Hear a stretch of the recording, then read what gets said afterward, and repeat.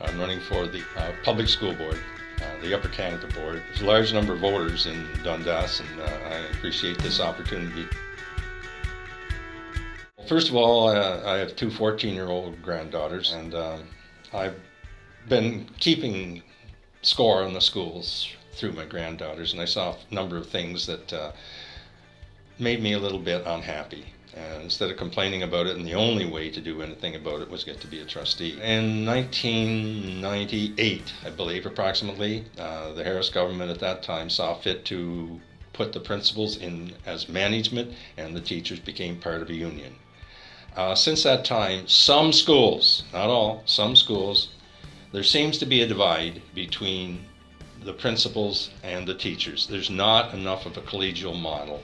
And so I'd like to work on the policies that exist in the board to make more of a collegial model. The second thing is I watched the decision on Seaway, and I didn't go to any of the meetings. I was going to get too upset. The board made the right decision in keeping Seaway open. But that's not enough. The work has just begun.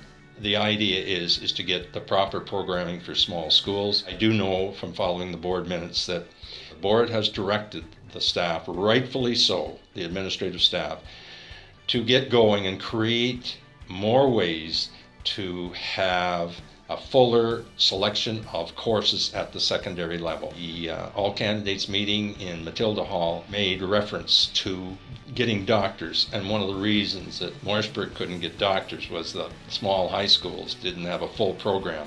Well, small high schools have some other thing. I'm a product of a small high school, Mountain District. I love my little school, and I got a lot of attention. I was a slow learner, and those teachers helped get me through. But by the time I got to university, I could learn a lot better because of them, because of the small school, and because of the individual attention that I got.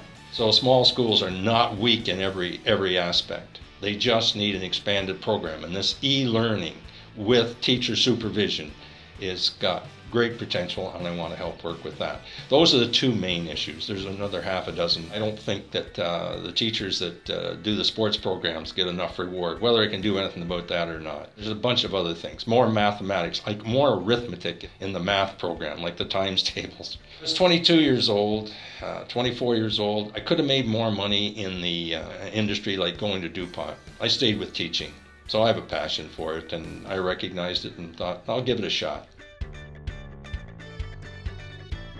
First of all, I can listen. I understand that a lot of educational decisions are made on emotion. For example, all the busing problems, and it makes sense to do these courtesy pickups. And people just can't understand why they don't, and neither can I, and I can't help too much. The board has a policy. There's very little I can do about that. But I can listen and try to find ways to service the people well. Secondly, I know how children learn. I have a couple of degrees in it. I spent 30-some years teaching, and I recognize how children learn, and that will be the background I'll have when policies are being made at the board level. I think I can contribute there. I'm very interested in sports. You sort of form your self-image and your personality at that high school level, and sports is a great teacher, and so I'll try to promote sports, lifelong learning, maybe golf in schools. Now, I may regret saying that, but something like that, the individual sports. The top issue is getting good programming, being able to offer more courses in the secondary level. The other thing is good, sound classroom teaching. I think that maybe some of the superintendents and the directors have not gotten the proper instructions from the board on teacher evaluation, support for the good classroom teacher. I've got about 30 years as a principal behind me, and the policy was to, at that time I was there, was to move you about every 5 years. When I went to a school, I find those good teachers, support the good teachers, and then gradually start working with the weaker ones. I guess when you look back on my 30-year career, a few people left the profession, and you know, there has to be an evaluation where you look at just cause. And if there's just cause for the teacher or the principal not to be there, then due process has to take into consideration the union's position and do the job. With the number of teachers there is across this board, there has to be, by numbers, there has to be a few that certainly need to be improved.